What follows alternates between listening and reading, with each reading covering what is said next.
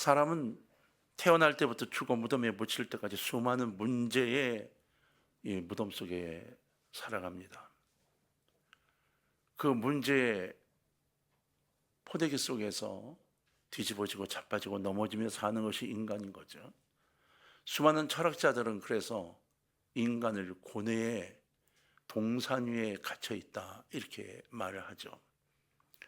고민과 낙심과 절망으로 밤을 지새울 때가 있는가 하면 갈 곳을 알지 못해서 또 의지할 곳이 없어서 방황할 때도 진짜 많습니다.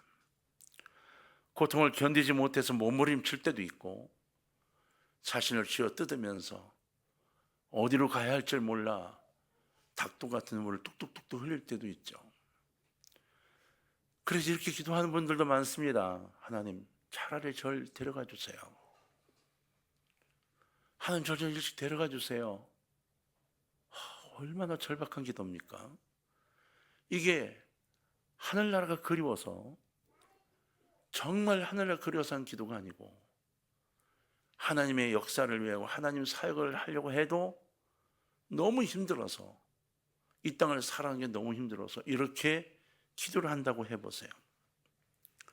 하늘을 쳐다보며 원망하고 통곡하면서 하나님 대체 왜 이러세요? 왜 나한테 이러시는 건데요? 라고 울부짖을 때가 실은 모든 사람에게 거의 다 있었을 거고 지금도 그러고 있는 사람이 있을지도 모릅니다. 이처럼 누구나 가지고 있는 무거운 짐, 우리가 이 세상 어디로 도망을 가도 어디에 숨어 있어도 굴 속에 있어도 찾아와 나와 함께하는 어려움인 거예요. 왜냐하면 우리는 선악과라는 것을 따먹은, 하나님께 불순종하고 약속을 어긴 죄의 대가로 살아가고 있기 때문인 거예요. 돈의 의존도가 굉장히 높아져서요, 우리나라는 돈이 행복의 순위를 결정한다고 생각하는 사람이 자그마치 79%가 넘어요. 인도네시아는 40%가 안 됩니다. 우리나라는 언제부터인지 이 돈 때문에 죽고 살겠다는 결정을 내릴 정도로 안타까운 삶을 살아가고 있어요. 근데 우리만이 아니라 전 세계가 다, 그럼 지금 눈을 좀 들어볼까요? 전 세계가 지금 다 고통을 겪고 있죠. 여러분, 프랑스에 유학 가기가 참 쉬워요. 왜요? 프랑스는 대학교 1년 학비가 30만 원밖에 안 돼요. 한 달에 3만 원 정도 국가에서 다 대주죠. 그 다음 주거비가 세를 얻으면 100만 원 정도의 세를 내면 65만 원을 나라에서 지원해줘요. 동함이 생깁니까 이렇게? 나도 프랑스로? 네. 올 여름부터 그 모든 제도가 다 폐기됩니다. 외국에서 오는 사람들은 보조가 전부 제로로 바뀌고요, 학비는 19배가 오릅니다. 외국에서 온 사람들은. EU 공동체 안의 학생들은 그대로 받지만 나머지 외국에서 온 사람들은 19배로 늘어나요. 왜요? 프랑스가 지금 망해가고 있어요. 재정을 어떻게 해볼 방법이 없어서 프랑스 지금 데모가 막 일어나고 난리가 났어요. 프랑스가 그런데 이태리는 난가요? 독일은 난가요? 우리는 그냥 허상만 바라고 있지 실상 그들은 지금 목을 조이고 살아가고 있어요.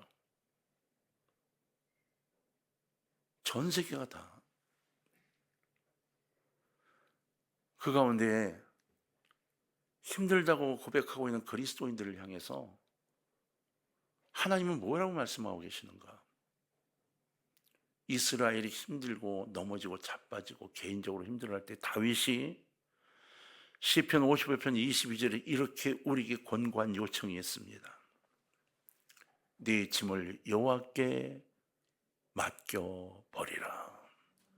네 짐을 여호와께 맡기라. 그가 너를 붙드시고 의인의 요동함을 영원히 허락하지 아니하시리로다.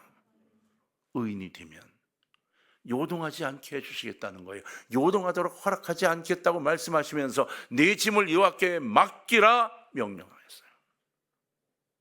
참 놀랍지 않습니까? 이 땅 살아가는 것 잘못은 내가 하는데, 고통과 아픔을 내가 갖고 있는데, 다윗이 자신의 인생을 살아보니까 라고 우리에게 권고한 요청입니다. 어려운 일들이 겹겹이 겹치고 슬픔으로 가슴이 무겁게 짓눌리는 사람들에게 다윗은 자기의 지나온 생애를 되새기면서 내 삶을 여호와께 맡겨버리라 권고하고 있는 겁니다. 내가 계획하고 내가 붙들고 살아가면서 바둥바둥 되는 게 아니라 여호와께 맡기라는 거예요. 다윗은 이렇게 말하는 거예요. 얘들아, 하나님을 찾아야 돼. 하나님께서는 너의 작은 문제까지도 다 들어주신다고. 왠지 알아? 하나님은 사랑이시기 때문이야. 이렇게 우리에게 말씀하고 있는 거예요. 내가 겪어봐서 알아. 내가 들판에서 양을 쳐봐서 알아. 왕의 세월을 지내봐서 알아. 라고 자신이 만난 하나님을 소개하고 있는 겁니다. 하나님은 인간이 포기 상태에 있을 때 구원의 손길을 펼쳐주세요. 여러분, 참 놀라운 거는 우리가 여러분 막 풍성한 막 이럴 때가 아니라 지치고 지쳐 아무것도 할 수 없다고 할 때 주님의 역사가 일어나기 시작을 한다는 거예요. 이유는 딴 게 아니에요. 매달림이 간절해지기 때문인 겁니다. 자, 그렇다면 우리는 대체 하나님께 무엇을 맡기며 살아야 할 것인가요? 자, 지금 있는 이야기처럼 무엇인가를 맡겨야 합니다. 자, 첫 번째 한번 따라 합시다. 너의 행사를 맡기라. 잠언서 16장 3절에서는 너의 행사를 여호와께 맡기라. 그리하면 네가 경영하는 것이 이루어지리라 말씀했어요. 사업을 하는 분들이 계시나요? 이 말씀을 꽉 붙잡기를 바라요. 너의 행사를 여호와께 뭐 하라고요? 맡기라고요. 내가 경력이 얼마고 경험이 말짱 도루묵입니다. 하나님의 지혜로 끌어가지 않으면 힘들어지는 거예요. 수십 년을 이끌어와서 지금 회사가 얼마나 성장했는데요, 돌아보세요. 하나님 역사가 아니고 올 수 있었을 것인가? 우리 앞에 놓여있는 일들을 하나님께 맡기라는 겁니다. 그리하면 우리가 경영한 일들이 이루어진다라고 약속하고 있어요. 시편 127편 1절은 이렇게 말합니다. 여호와께서 집을 세우지 아니하시면 세우는 자의 수고가 헛되며 여호와께서 성을 지키지 아니하시면 파수꾼의 깨어 있음이 헛되도다. 여러분, 하나님의 집을 세워주셔야 합니다. 겟세마네의 기도를 기억하십니까? 예수님은 베드로와 세베대의 두 아들을 데리고 겟세마네 동산을 오르셨어요. 그들에게 부탁하죠. 날 위해 기도해 달라고. 여기에 여러분 참 놀라운 이야기가 나옵니다. 예수님이 그 제자들이 이렇게 말씀하세요. 내 마음이 매우 고민하여 죽게 되었으니 너희는 여기 머물러 나와 함께 깨어 있으라. 심히 고민하여 죽게 된 예수님, 죽을 것 같은 상황이라고 예수님이 말씀하고 있는 거예요. 하나님께서 육체를 갖고 계시다 보니까 이 육체의 걱정과 근심과 아픔이 지금 나를 얽매고 있는 거예요.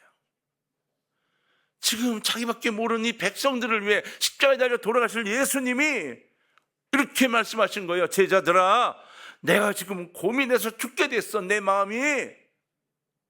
여러분, 이 상황에서도 주님은 기도하신 겁니다. 히브리서 5장 7절은 이렇게 이야기하죠. 그는 육체에 계실 때 자기를 죽음에서 능히 구원하실 이에게 심한 통곡과 눈물로 간구와 소원을 올렸고 그의 경건하심으로 말미암아 들으심을 얻었느니라. 여러분, 기도에 들으심을 얻는 여러분이 되길 주의 이름으로 축원합니다. 아무리 떠들어봐라, 난 내가 결정한 대로 간다, 그렇게 하십시오. 하나님도 하나님의 결정대로 가십니다. 저는 직접 이런 이야기를 들었어요. 신방을 가서 예배를 드리고 쭉 설교를 하고 예배를 다 드리고 나왔는데 나중에 그런 얘기가 들리는 거예요. 아무리 뭘 드리라고 해도 나는 집을 살 때까지는 절대로 돈을 모아야 하기 때문에 쓸데없는 돈을 쓸 수가 없어. 헌금을 못 드려. 이렇게 얘기를 했다는 거예요. 제가 헌금을 드리라고 설교한 게 아니에요. 근데 그렇게 얘기를 했대요. 제가 가슴이 덜커덩 내려앉았어요. 그 집은 집을 못 삽니다. 왜요? 하나님 것이 아니라 자기 것을 여기고 있어서 하나님 역사 일어나지 않습니다. 제가 그 교회를 떠날 때까지만이 아니라 최근까지도 그분은 집을 사지 못하고 있어요. 30년이 훨씬 넘었습니다. 다른 분들은 다 집을 사고 아파트를 이사 가는데 그분 내는 못 가고 있어요. 지금도 여전히 돈을 모으고 있겠죠. 집이 내게 있습니까? 내 것이라고 생각이 드십니까? 그 집이 내게 어떻게 생겨졌는가 한번 생각해 보세요. 그러면 하나님이 손을 떼면 그 집은 어떻게 될까 한번 생각해 보세요. 왜 우리는 감사의 마음을 제대로 갖지 못할까요? 생사를 앞에 놓고 기도하셨던 그 기도가 평범할 수는 없습니다.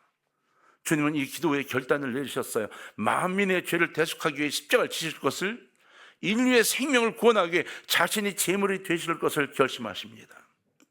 이 결심까지 예수님은 땀이 핏방울같이 쏟아지도록 기도하셨다 그랬어요. 히브리서 5장 7절 보면 심한 통곡과 눈물로 기도하셨다 그랬죠. 심한 통곡과 눈물로. 그리고는 이렇게 고백하시죠. 나의 원대로 마시옵고 아버지의 원대로 하옵소서. 나를 다 내려놓고 하나님 뜻대로 하나님의 발에 내 발을 포기하겠다고 이야기하고 계시는 거예요. 우리는 이 말씀 속에서 두 가지 큰 뜻을 찾게 되는데, 하나는 하나님의 뜻에 온전히 순종하겠다는 것과 또 하나는 전폭적으로 자신을 하나님께 맡기겠다는 마음의 자세입니다. 신앙은요, 한마디로 하나님께 맡기는 생활이라고 할 수 있습니다. 여러분 제발 여러분 전체를 맡기는 삶이 되기를 주의 이름으로 축원합니다. 이 맡기란 말은 내어 던지라 이런 뜻이에요. 그러면 보세요. 자, 투수가 공을 던집니다. 잡고 있을 때까지 내 겁니다. 와인더볼에서 볼을 던져서 내 손을 떠나는 순간 그 공은 내 것인가요, 아닌가요? 아닙니다. 이겁니다. 딱 던지고 난 다음 그 공이 어떻게 됐든 그 공을 던져버리는 것, 만약에 내가 던진 공이 저 밑 안에 안 들어갈 거야 걱정이 돼서 못 던지고 있다면 그 사람은 그냥 공을 갖고 있고 시합을 할 수가 없어요. 그러나 믿음을 갖고 던지는 겁니다. 축구를 할 때, 볼을 찰 때 골대를 향해 골을 넣으면서 찰 때마다 이거 안 들어가, 그리고 차면 그게 축구가 아니죠. 넣으려고 애를 쓰고 들어간다고 확신 갖고 또 차기 때문에 안 들어가면 머리를 쥐어뜯고 막 뒹굴고 그러는 거 아니에요? 아이고 우리가 보기엔 별거 아니게 자꾸만 진 막 뒹굴고 안 들어갔다고 막 왜 들어가길 꿈꾼 거죠. 여러분, 이 맡기란 말은 내어 던지는 의미를 가지고 있어요. 우리의 삶 속에 닥쳐오는 모든 문제 한꺼번에 전능하신 하나님의 손에 내어 던지시기를 바랍니다. 그분의 손에서 그 일이 이루어져 가도록 던지시기를 바라요. 사람들은 이 사실을 알지 못하고 공연히 자신이 해결해보려고 가진 애를 다 써봅니다. 그리고 말이에요, 더 많은 고통과 외로움과 이런 것들로 절망하곤 하죠. 우리에 있는 어떤 걱정과 근심 미련 없이 하나님께 던져버리시기를 바랍니다. 수고 무거운 짐진 자들아, 주님이 요청하신 요청인 거예요.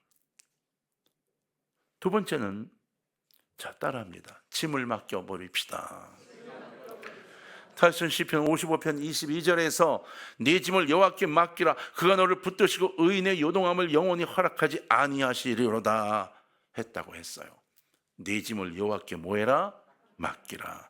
그가 너를 뭐하고? 붙드시고 의인의 요동함을 영원히 허락하지 아니하시리로다. 인생의 짐은 무겁습니다. 머리에 이고 있는 큰 짐이 목을 짓누르고, 어깨면 무거운 짐은 어깨에 통증을 주고 허리는 구부러지게 합니다. 가슴은 답답하게 되고 숨이 막히게 되죠. 그렇지만 진짜 우리 가장 무거운 짐은 뭔지 아십니까? 그런 짐이 아닙니다. 지금 빚지고 있는 빚이 아닙니다. 이건 언젠간 정리할 수 있습니다. 진짜 무거운 짐은 내가 갖고 있는지도 생각하고 싶지 않은 죄의 문제입니다.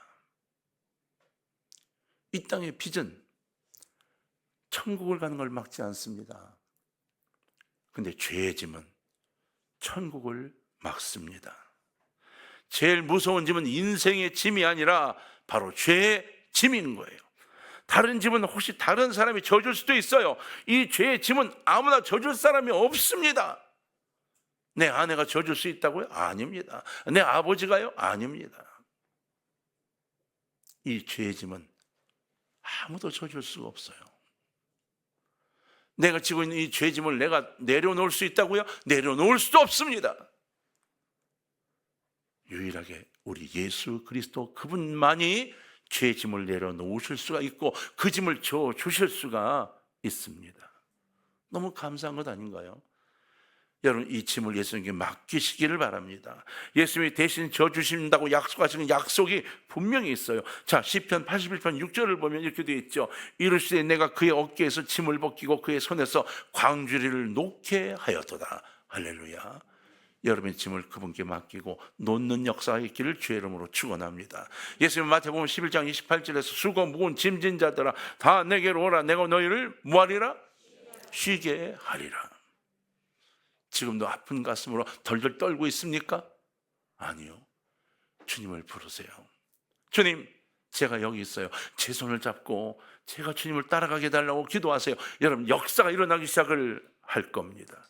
왜요? 예수님의 하신 약속입니다. 이 놀라운 하나님의 약속을 외면하지 마십시오. 이 세상에는 이 말씀을 외면할 만큼 홀가분한 사람은 아무도 없습니다. 우리들의 짐을 주께 맡기고 갑시다. 죄악의 짐으로 눌린 사람, 질병의 짐으로 눌린 사람, 바로 우리는 물질과 자녀를 주님께 맡기고 살아가야 하는 사람임을 이야기하고 있어요. 주님께 맡기면요, 평안함을 얻게 됩니다. 세 번째, 자, 따라합시다. 염려를 맡깁시다. 예, 우리의 삶에서 한 가지 더 주님께 맡겨야 할 것이 있다면 바로 이겁니다. 베드로전서 5장 7절을 보면 베드로는 이렇게 말했어요. 너희 염려를 다 주께 맡기라. 이는 그가 너희를 돌보심이라. 우리를 돌보시는 하나님을 통해 염려를 맡기고 살아가세요. 주의 손을 붙잡고 됐지 하나님. 얼마나 편해요, 그죠? 얼마나 편합니까? 여러분, 주님께 맡기면 평안함을 얻게 됩니다. 염려는 인간 스스로 도저히 이룰 수 없고 할 수 없는 문제들을 할 수 있을 것 같이 고민하고 걱정하고 있는 상태를 의미하는 거예요. 내가 뭔가 할 수 있을 줄 알아요? 아니요, 안 됩니다. 인간의 힘이나 지식, 경험이나 물질로도 도저히 어떻게 할 수가 없는 것, 이거 붙잡고 막 고민하고 고심하는 경우, 이걸 염려라고 말해요. 사랑하는 성도 여러분, 마땅히 맡겨야 할 염려를 하나님께 맡기지 않고 내가 어떻게 해보려고 노력하는 그 노력하면 노력할수록 염려란 꼬리표는 더 매달려 끈적지게 붙어 있는 겁니다. 오늘 주님께서는 그러한 사람들에게 다가오셔서 이렇게 말씀하세요. 지금 바로 내게 이렇게 말씀하세요.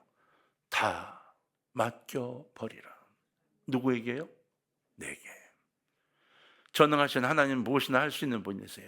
병자는 치료해 주시고 약한 자는 강하게 해주시고 잉태하지 못한 사람은 자녀를 갖게 하시고 무능한 자를 유능하게 하시고 가난한 자를 부욕케 하시는 분입니다. 그러므로 모든 염려를 맡겨야 합니다. 염려는 복음의 장애가 됩니다. 헛되이 시간을 낭비하다가 마땅히 해야 할 우리의 사명을 감당하지 못하게 하는 그 요인이 되는 거예요.